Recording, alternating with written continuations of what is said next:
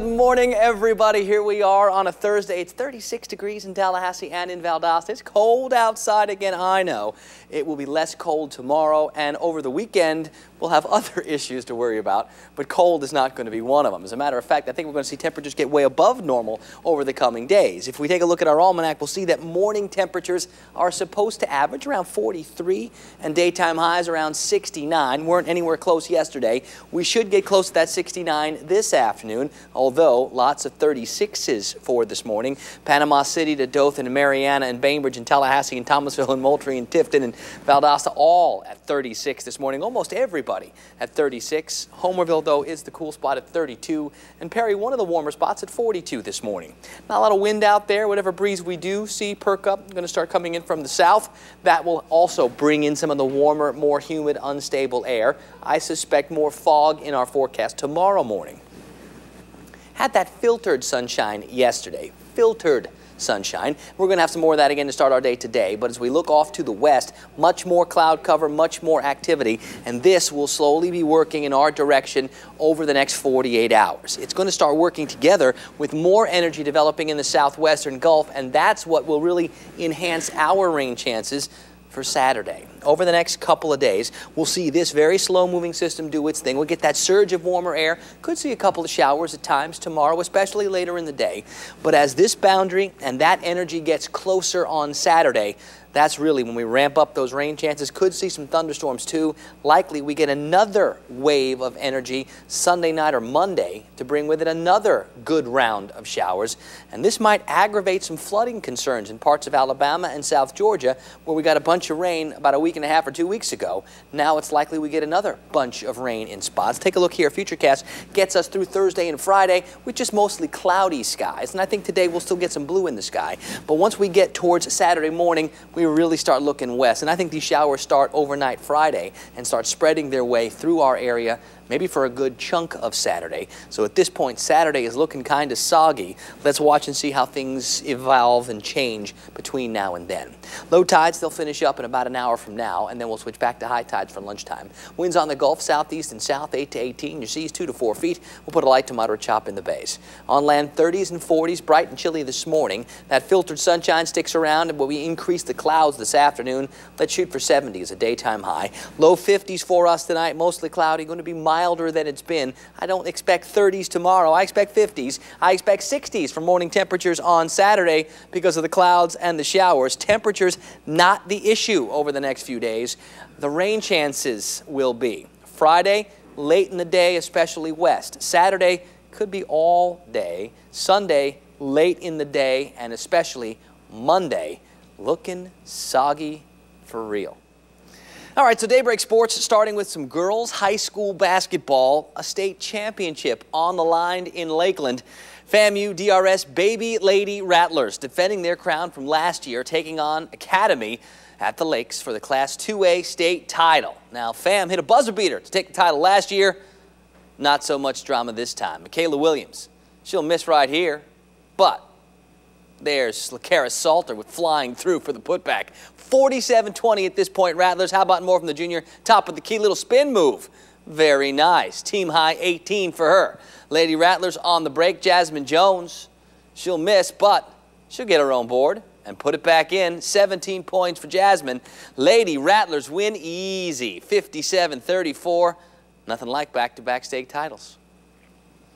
All right, so the drivers back on the track gearing up for Saturday and Sunday's Daytona 500. Still adjusting to the new Gen 6 car. Some drivers having problems with it. Ryan Newman, he spins out about 15 minutes into the first session in front of Carl Edwards and Mark Martin.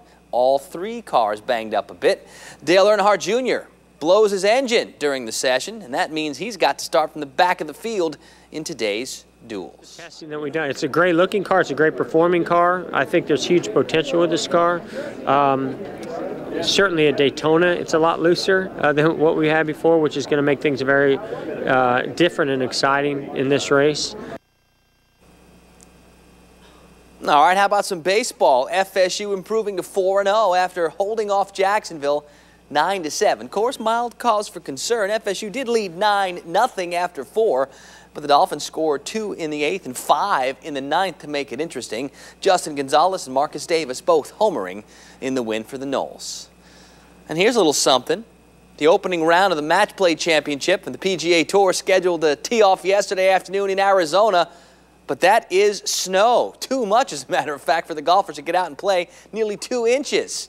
So the only competition on the day was a snowball fight between some caddies. How about the snow in Arizona? Hey, speaking of golf, the Killearn Country Club Classic tees off this morning at 7:15. It's the NGA Tour back in Tallahassee this year. Some great golfers and lots of fun for spectators out at Killearn today through Sunday. Let's hope the weather holds, especially Saturday. Hey, did you know that Keegan Bradley, Zach Johnson, and Bubba Watson all played on the NGA Tour? It's good stuff happening out of Killearn. They do a great job with this event. All right, got some rain in my house overnight. Did you get a lot of rain or just enough to notice it was raining? I think there was a lot. It lasted for quite a bit of time. It depends on where you were, and that's part of the deal. We're going to look at the rainfall totals at the airport in Tallahassee, by the way, where we keep the official numbers, and we're going to do this. What? Yeah, the airport really doesn't get a whole lot of love with the rain. But there was plenty in other areas. I told you, parts of Alabama, near 10 inches worth of rain. That's a lot of rain yesterday, and that's where there's going to be some flooding concerns in parts of Alabama and more like south central Georgia. Now for us, our Georgia area is getting some decent shower chances this morning around out of Polgus up through Cairo, Beachton, Thomasville, Pavo. We are seeing some absolute rain right now. We need it. We'll get some more as we go through the day. Nothing super heavy, nothing very dangerous with these showers. Did have a lot of activity near Tifton yesterday, and now instead of north of Tifton, the showers are south of Tifton through Lenox down to Adels, where we're seeing some of the activity. And if we put it in motion over the past hour or two, you can certainly see these showers drifting from southwest to northeast. That means a lot of our areas in the Suwannee River Valley that barely got anything yesterday, likely not to see very much this morning either. Now, looking at our rainfall estimates, kind of interesting numbers that we saw out in some spots. As a matter of fact, didn't really get a lot of activity in most areas, but certainly over parts of Alabama, those rainfall numbers were going to be up in that 8 to 10 inch range, and that is a crazy amount of rain all at once. We look at the futurecast. This highly fine-tuned close-up version doesn't show any real widespread super soakers, but I do think there's the chance for those showers throughout the day today, especially tonight into tomorrow, and then again throughout our day on Wednesday. We go to the weather data, and we start with our current conditions. Temperatures in the 60s, way above normal again. Normal temperatures, of course, 41 and 67. Yesterday, 65 to 74. Very little variation because of all the cloud cover. And when we do check the rainfall numbers, officially 0.03 inches worth of rain, hardly a drop in the bucket at the airport.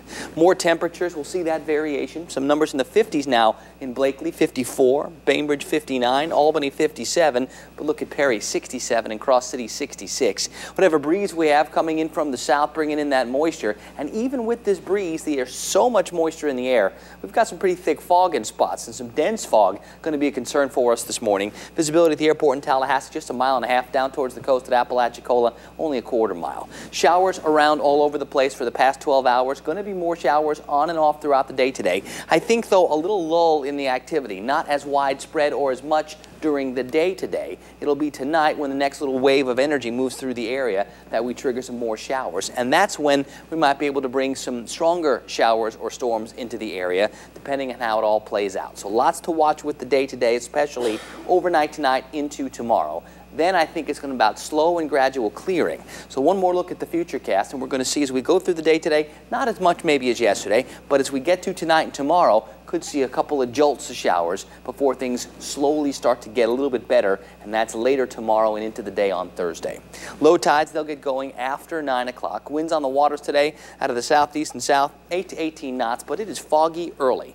50s and 60s with that fog this morning. Got the rain chances like 50-50. In South Georgia, we're getting wet. In parts of the Suwannee River Valley, we're not. Low 70s, mostly cloudy with some showers. Slowly increase the chances. I don't expect the most of the activity during the day today. I think it's going to be later on tonight into the overnight period. And here is that 3-day forecast where shower chances still peaking tomorrow. I think we start to get a little drier on Valentine's Day, and with a little bit of luck, clearer by Thursday, Friday. We'll talk longer range forecast during the Good Morning Show. Starting to get interested in some of those long-term temperatures. Maybe winter's not done just yet. Uh-oh, another bout maybe.